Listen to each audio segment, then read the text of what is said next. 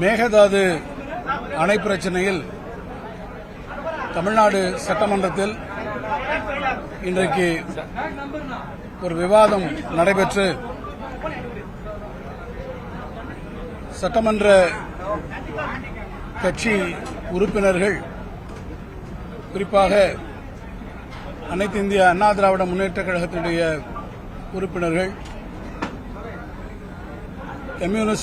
இந்திய கம்யூனிஸ்ட் கட்சியினுடைய உறுப்பினர்கள், பாட்டாளி மக்கள் கட்சியினுடைய உறுப்பினர் ஆகியோர்கள் இந்த விவாதத்திலே அண்மையிலே சட்டமன்றத்திலே மேகதாது பிரச்சினை குறித்து ஒருமனதாக நிறைவேற்றப்பட்ட தீர்மானத்தில் தங்களுடைய கருத்துக்களை தெரிவித்திருக்கிறார்கள். அனைத்து இந்திய அண்ணா திராவிட முன்னேற்றக் கழகத்தினுடைய உறுப்பினரும் அதிலே தொடர்ந்து பல கருத்துக்களை தெரிவித்தார்கள். இந்த விவகாரத்தில் திராவிட முன்னேற்றக் கழகம் முன்மொழிந்த ஒரு திருத்தத்தினை தமிழ்நாடு அரசு ஏற்றுக்கொண்டு தான் கொண்டு வந்திருக்கக்கூடிய தீர்மானத்தில் அதை இணைத்து, அது இணைக்கப்பட்ட பிறகு அந்த தீர்மானம் ஒருமனதாகவே அனைத்து கட்சியை சார்ந்திருக்கக்கூடிய சட்டமன்ற உறுப்பினர்களாலும் ஏற்றுக்கொள்ளப்பட்டு அந்த தீர்மானம் நிறைவேற்றப்பட்டிருக்கிறது என்பதை நாம் மிக நன்றாக அறிவோம். இருந்தாலும் இன்றைய சூழ்நிலையில் அது மீண்டும் பேரவையில் ஒரு விவாதப் பொருளாக இன்றைக்கு உருவாகி இருக்கக்கூடிய நிலையில் திராவிட முன்னேற்றக் கழகம் அதிலே கொண்டிருக்கக்கூடிய நிலைப்பாட்டினை, ஏன் இந்த திருத்தம் தேவையானது, அவசியமானது, டெல்டா மக்களுடைய நலனை, விவசாய பெருங்குடி மக்கள் நலனை பாதுகாப்பதற்கு அது எவ்வளவு இன்றியமையாது என்பதை எடுத்துச் சொல்வது என்னுடைய கடமையாக நான் கருதுகிறேன். இந்த மேகதாது அணை விவகாரத்தில் மத்திய நீர்வள ஆணையம், சென்ட்ரல் வாட்டர் கமிஷன், சில நிபந்தனைகளோடு விரிவான திட்ட அறிக்கை, டீடைல்டு ப்ராஜெக்ட் ரிப்போர்ட், டிபிஆர் அறிக்கை ஒன்றை தயாரிப்பதற்கு தன்னுடைய 22/11/2018 தேதியிட்ட கடிதத்தில் கர்நாடக அரசுக்கு அவர்கள் ஒரு அறிவுரையினை வழங்கியிருந்தார்கள். அந்த அறிவுரையை எதிர்த்துதான் அன்றைக்கு ஆட்சியில் இருந்த அதிமுக தமிழ்நாடு அரசினுடைய சார்பில் அதற்கான வழக்கினை அவர்கள் கொடுத்தார்கள். அதனைத் தொடர்ந்து கடந்த 13/11/2025 தேதியில் உச்சநீதிமன்றம் அதை ஒட்டி அளித்த ஒரு தீர்ப்பில் மத்திய நீர்வளத்துறை ஆணையம் சில நிபந்தனைகளோடுதான் இந்த அறிவுறுத்தலை வழங்கியிருக்கிறது என்பதை சுட்டிக்காட்டி, அதன் அடிப்படையில் தமிழ்நாடு அரசினுடைய கோரிக்கையை விசாரணைக்கு அப்போதைய நிலையில் எடுத்துக் கொள்வது என்பது பிரிமெச்சூராக இருக்கும் என்று உச்சநீதிமன்றம் தன்னுடைய கருத்தினை தெரிவித்தது. அது மட்டுமல்லாமல் தமிழ்நாடு அரசினுடைய ஆட்சேபனை உள்ளிட்ட 3 முக்கிய நிபந்தனைகள், அதனை ஏற்றுக்கொள்ளாமல் கர்நாடக அரசு தொடர்ந்து டிபிஆர் தயாரிக்கக்கூடிய முயற்சியிலே ஈடுபடும் என்று சொன்னால் அதை எதிர்த்து உச்சநீதிமன்றத்திலே வழக்கு தொடுக்கலாம் என்றும் தமிழ்நாடு அரசுக்கு உச்சநீதிமன்றம் அனுமதி அளித்திருந்தது. நம்மை பொறுத்தமட்டில் மேகதாது அணை பிரச்சினையில் மேகதாட்டில் நாம் அணை கட்டக்கூடாது என்பதற்காக பலமுறை நம்முடைய சட்டப்பேரவையில் நாம் தீர்மானங்களை நிறைவேற்றியிருக்கிறோம். அது தொடர்பாக அரசினுடைய சார்பில் பொறுப்பில் இருக்கக்கூடிய பல்வேறு காலகட்டங்களில் இருந்த பிரதமர்களை, ஒன்றிய அமைச்சர்களை தொடர்ந்து சந்தித்து நம்முடைய தரப்பில் இருக்கக்கூடிய நியாயங்களை நாம் எடுத்துச் சொல்லி முறையிட்டிருக்கிறோம். பல அனைத்து கட்சி கூட்டங்களையும் கூட்டி இந்த மேகதாட்டுவில் நம்முடைய காவிரி நதியின் குறுக்கே அணை கட்டுவதற்கு நம்முடைய கடுமையான எதிர்ப்பையும் நாம் தெரிவித்திருக்கிறோம். கர்நாடக மாநிலத்தை பொறுத்தமட்டில் அங்கே எந்த கட்சி ஆட்சிக்கு வந்தாலும், அது பாஜகவாக இருந்தாலும் அல்லது காங்கிரஸாக இருந்தாலும், அது காவிரி இறுதி தீர்ப்புக்கு எதிராக மேகதாட்டுவில் நாங்கள் அணையை கட்டுவோம் என்பதிலே தொடர்ந்து பிடிவாதமாக, அடாவடியாக அவர்கள் அந்த செயலிலே ஈடுபட்டுக் கொண்டிருக்கிறார்கள் என்பதை நாம் அனைவருமே நன்றாக அறிவோம். கர்நாடக அரசினுடைய இந்த செயல் என்பது தமிழ்நாட்டு விவசாய பெருங்குடி மக்களுக்கு மிகப்பெரிய பேராபத்தாக முடியக்கூடிய ஒரு வாய்ப்பு இருக்கிறது. இந்த பிரச்சனையை பொறுத்தமட்டில் நாம் கவனமாக கையாள தவறினோம் என்று சொன்னால், இந்த பிரச்சனை மீண்டும் மத்திய நீர்வள துறையிலே இருக்கக்கூடிய அதிகாரிகளுடைய வசத்திலே அவர்களுடைய முடிவுக்கு செல்லக்கூடிய வகையில் இது அமைந்து ஒரு வகையில் தமிழ்நாடு இந்த விஷயத்திலே நாம் ஒரு கிடுக்கி பிடிக்குள்ளாக ஒரு டிராப்புக்குள்ளாக நாம் சிக்கிக்கொள்ளக்கூடிய ஒரு நிலை வந்துவிட கூடும் என்கின்ற சூழ்நிலையை நாம் மறுத்துவிட முடியாது. தவிர இந்த மேகதாது அணை கட்டும் பிரச்சனை என்பது காவிரி நடுவர் மன்றம் முன்போ அல்லது உச்சநீதிமன்றத்திலே முடிவு செய்யப்பட்டிருக்கக்கூடிய பல பிரச்சனைகளையும் தாண்டி இன்னும் உச்சநீதிமன்றத்திலே முடிவு செய்யப்படாத ஒரு புதிய பிரச்சனை, இட்ஸ் எ நியூ டிஸ்பியூட் என்பதை நான் இங்கே கவனப்படுத்த விரும்புகிறேன். பல மாநிலங்களுக்கு இடையே இருக்கக்கூடிய நதிநீர் தாவாப்படி இன்டர்ஸ்டேட் டிஸ்பியூட்ஸை பொறுத்தமட்டில் அந்த சட்டத்தினுடைய அடிப்படையில் உச்சநீதிமன்றத்தாலே பரிந்துரைக்கப்படக்கூடிய 3 உச்சநீதிமன்ற நீதிபதிகள் அல்லது உயர்நீதிமன்றத்தினுடைய நீதிபதியினுடைய தலைமையிலான நடுவர் மன்றம் ட்ரிபியூனல் அதை நாடுவதுதான் சிறந்தது என்று இந்த வழக்கிலே தொடர்ந்து தங்களை ஈடுபடுத்திக் கொண்டு ஆஜராகி வாதாடி வரக்கூடிய மூத்த உச்சநீதிமன்றத்தினுடைய வழக்கறிஞர்கள் அரசின் சார்பாக நம்மோடு இருந்து நீண்ட காலமாக பயணிக்கக்கூடிய வல்லுநர்கள் நமக்கு ஆலோசனைகள் வழங்கியிருக்கிறார்கள்.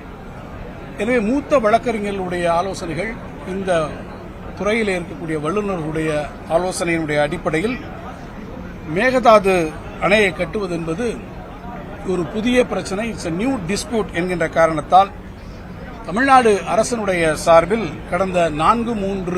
கடந்த மார்ச் மாதம் 4ஆம் தேதி 2026 அன்று மேகதாது அணை தொடர்பாக புதிய நடுவர் மன்றம் ஒன்றை அமைக்க வேண்டும் என்கின்ற கோரிக்கையை நாம் ஒன்றிய அரசுக்கு வைத்திருக்கிறோம்.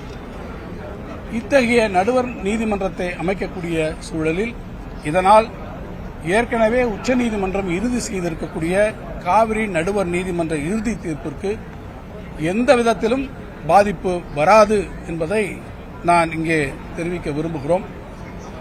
புதிய நடுவர் மன்றம் அமைக்கக்கூடிய இந்த கோரிக்கை என்பது திராவிட முன்னேற்ற கழகத்தினுடைய ஆட்சியில் எடுக்கப்பட்டிருந்தாலும் அது அடிப்படையிலே தமிழ்நாடு அரசினுடைய முடிவு. தமிழ்நாடு மக்களுடைய நலனை காக்க, விவசாயிகளுடைய நலனை காக்க, அவருடைய உரிமையை காக்க, காவிரி உரிமையை நாம் பாதுகாக்க எடுக்கப்பட்ட ஆக்கப்பூர்வமான முடிவுதான் இந்த நல்ல முடிவு என்பதை நான் இங்கே தெரிவிக்க விரும்புகிறேன். இப்போது ஆட்சி பொறுப்பில் இருக்கக்கூடிய இயக்கம் தாவேகா என்றாலும் கூட மேகதாட்டு பிரச்சினை தமிழ்நாட்டினுடைய வாழ்வாதார பிரச்சனையில் இந்த அரசியல் மாச்சரியங்கள், கருத்து வேறுபாடுகளை தாண்டி ஏற்கனவே ஒரு நல்ல முடிவை நாம் சொல்லியிருக்கக்கூடிய நிலையில் அந்த முடிவினை தொடரக்கூடிய வகையில்தான் திராவிட முன்னேற்ற கழகத்தினுடைய சார்பில் நடுவர் நீதிமன்றம் கோரி நம்முடைய மாண்புமிகு முதலமைச்சர் அவர்கள் அன்றைக்கு சட்டப்பேரவையிலே நம்முடைய உணர்வுகளை ஒன்றிணைத்து அவர் ஒரு தீர்மானத்தை கொண்டு வருகிற போது இந்த நடுவர் நீதிமன்றம் குறித்த ஒரு தீர்மானம் அன்றைக்கு கொண்டு வரப்பட்டிருக்கிறது.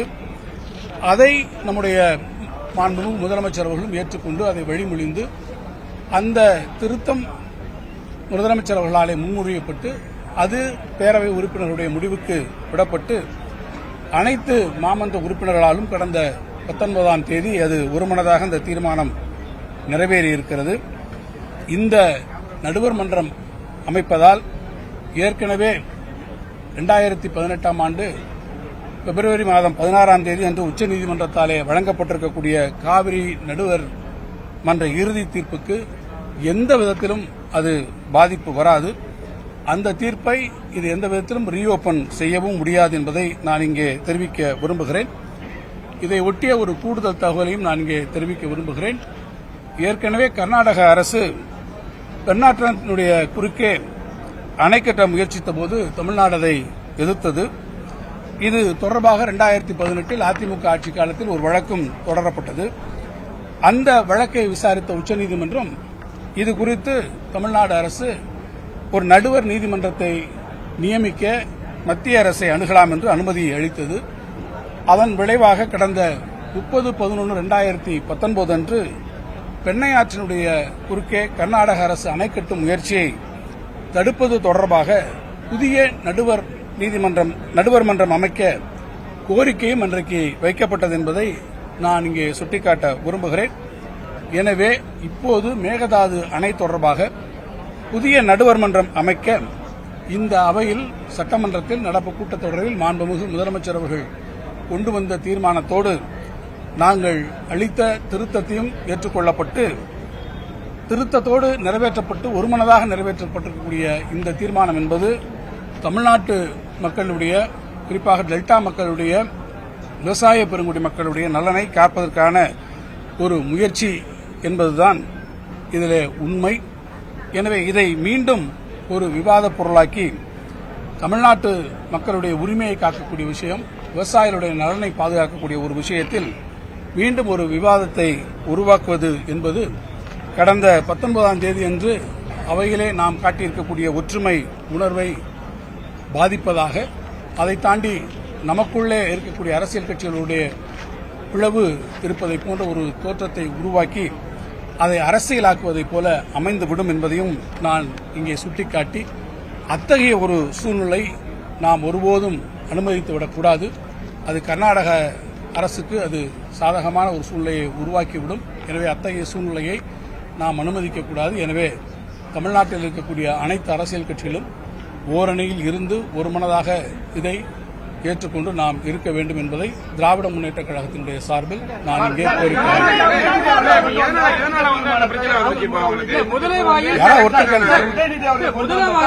தலையை வச்சதுக்கு சமம் அப்படின்னு சொல்லி சிபிஐ ராமச்சந்திரன் சொல்றாரு. கணேசும் குறிப்பாக செஞ்சு கணேசும் எதிர்ப்பு தெரிவிக்கிறாங்க.